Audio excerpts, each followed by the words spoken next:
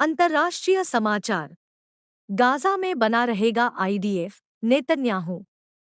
Israel के प्रधानमंत्री Benjamin Netanyahu ने कहा है कि इजरायल हमास के साथ चल रहे युद्ध को समाप्त नहीं करेगा और इजरायल रक्षा बल आईडीएफ गाजा में बना रहेगा।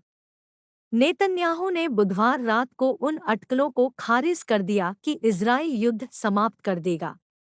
मीडिया कर्मियों से बात करते हुए उन्होंने कहा कि मीडिया में अटकलें लगाई जा रही हैं कि इजराइल गाजा में युद्ध समाप्त कर देगा, लेकिन उन्होंने कहा कि यह झूठ है और इजराइल की हमास को खत्म करने की योजना और गाजा को एक ऐसी जगह बनाना है जो इजराइल के लिए कोई खतरा नहीं होगा। यमन के हौथी ने अदन की खाड़ी में अमेरिकी जहाज पर नए हमले का किया दावा। यमन के हौथी समूह ने कहा है कि उन्होंने अदन की खाड़ी में एक अमेरिकी वाणिज्यिक जहाज पर मिसाइल हमला किया है।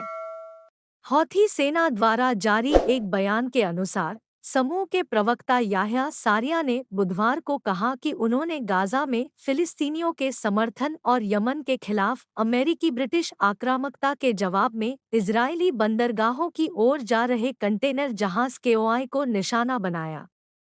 सरिया ने कहा कि हमला मिसाइलों से किया गया था जो सीधे लक्ष्य पर वार करती है। अमेरिकी हवाई अड्डे पर इमारत ढहने से 3 की मौत। अमेरिकी राज्य इडाहो के बोसी में बोइस हवाई अड्डे पर एक निर्माणाधीन इमारत गिरने से 3 लोगों की मौत हो गई और 9 अन्य घायल हो गए। समाचार एजेंसी सिन्हुआ की रिपोर्ट के अनुसार बोइज अग्निशमन विभाग के अनुसार घायलों में से 5 की हालत गंभीर है। घटना बुधवार की है। हवाई अड्डे का परिचालन प्रभावित नहीं है।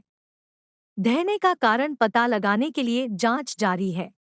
म्यांमार ने आपातकाल और 6 महीने के लिए बढ़ाया।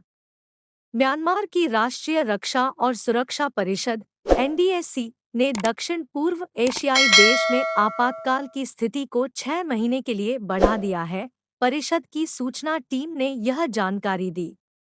मीडिया रिपोर्ट के मुताबिक कार्यवाहक राष्ट्रपति यू मिंट स्वे ने बुधवार को NDSC की बैठक के दौरान आपातकाल की स्थिति को 6 महीने के लिए बढ़ाने की घोषणा की। रिपोर्ट में कहा गया है कि देश में असामान्य परिस्थितियों के कारण राज्य संविधान की धारा 425 के अनुसार विस्तार किया गया था। रिपोर्ट में कहा गया है कि बैठक में दूरसंचार धोखाधड़ी से निपटने, देश के विकास और शिक्षा क्षेत्र को बढ़ावा देने, आम चुनाव की तैयारी और राष्ट्रीय जनगणना की तैयारी पर भी चर्चा हुई। BNT की खास पेशकश।